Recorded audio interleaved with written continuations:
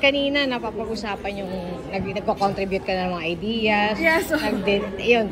Do you see yourself nga one day na magdidirect-direct? Or hindi po, kasi ang akin lang parang ano lang, tawag dito, may share ko lang kung ano yung knowledge na meron ako.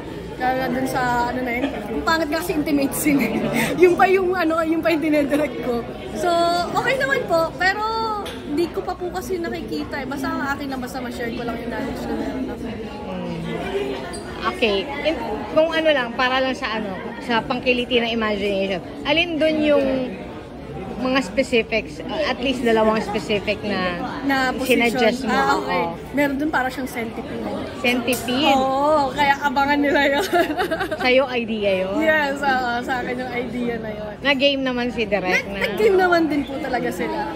So, meron din yung parang, basta parang lahat kami parang titirahan ka. Ayan po.